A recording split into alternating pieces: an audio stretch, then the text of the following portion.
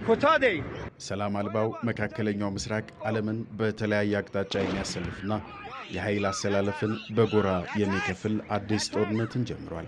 እስራኤል ሌሊቱን የተፈራውን ጦርነት በኢራን የኒውክሌር ጣቢያዎችን በመደብደብ ጀምረዋለች። እስራኤል በኢራን የኒውክሌር ጣቢያዎች ላይና በሀገሪቱ በተለያዩ ወታደራዊ ቦታዎች ላይ ሰፋ ያለ የአየር ጥቃትን ፈጽማለች። ኢራን ባላት ወታደራዊ አቅምና የኒውክሌር ማምረቻ ቦታዎቿ ሳቢያ በአሜሪካ በእስራኤልና በሌሎች በምዕራባውያን ሀገራት ጥርስ ውስጥ ገብታ ቆይታለች። እስራኤል ሌሊቱን በፈጸመችው ጥቃትም የኢራን ወታደራዊ መሪዎችን ጨምሮ የኒውክሌር ሳይንቲስቶቿን ገድላለች። የኒውክሌር ሳይንቲስቶቹን መሐመድ መህዲና ፈሬዶን አባስን ጨምሮ እስራኤል የኢራን ኢስላማዊ አብዮታዊ ጥበቃ ኃይል ዋና አዛዥ የሆኑትን ሜጀር ጄኔራል ሁሴን ሳሊምን በወታደራዊ ጥቃቱ ገድላለች። ይህ ብቻም አይደለም። የሀገሪቱ ወሳኝ የደህንነት ሰው የሆኑት ጋሊ ማሊም ሕይወታቸው በእስራኤል ጥቃት ሊያልፍ ይችላል ተብሎም ተጠርጥሯል። የእስራኤሉ ጠቅላይ ሚኒስትር ቤንያሚን ኔታንያሁ በቪዲዮ ባሰራጩት መግለጫቸው የኢራን የኒውክሌር ኃይል ስጋትነት እስኪወገድ ድረስ ዘመቻው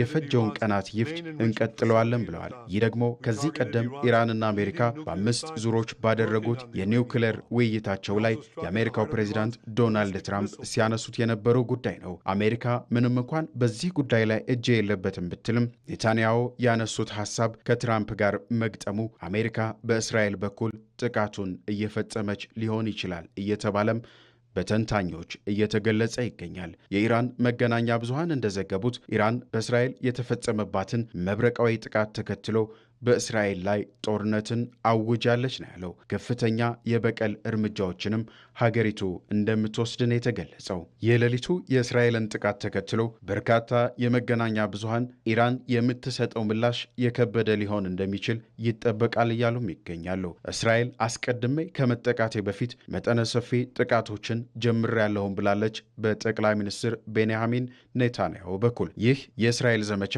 አንበሶች የጀመሩት ዘመቻ ነው ስትልም እስራኤል ገልጻለች። ጥቃቱ በዋናነት በኢራን ዋና ዋና የኒውክሌር ማብለያዎችና ኢራን በምትፈራባቸው ሚሳኤሎች መገኛ ስፍራዎች ላይ ያነጣጠረ ነው። ይሁንና ጥቃቱን አስቀድመው የጀመሩት የእስራኤሉ ጠቅላይ ሚኒስትር ቤንያሚን ኔታንያሁ የኢራንን የመልሶ ማጥቃት እርምጃዎች እኛ የመመለስ አቅም አለን ሲሉም ዝግጅታቸውን ገልጸዋል። ኔታንያሁ ቀጥሎ ለእስራኤል ስጋት የሆነችው ኢራን የኒውክሌር ጦር መሳሪያዋን ልትታጠቅ አይገባም፣ የኢራን የኒውክሌር መሳሪያ እርምጃ ካልተወሰደበት በአሸባሪዎች እጅ ሊገባ ይችላልም ብለዋል። ጥቃቱንም ተከትሎ የኢራን አጸፋ የከፋ ሊሆን ይችላል በሚል ስጋት በእስራኤል ዋና ዋና ከተሞች እስራኤላውያን ራሳቸውን እንዲጠብቁ የማስጠንቀቂያ ደውሎች እንደ ወትሮ ሁሉ እየተሰሙ ይገኛሉ። ኢራን ሰሞኑን የኒውክሌር መርሃ ግብሯን አስመልክቶ በሉዓላዊነት ላይ የሚሰነዘሩ ጥቃቶችን በዝምታ አላልፍም በማለት ማስታወቋም የሚታወስ ነው።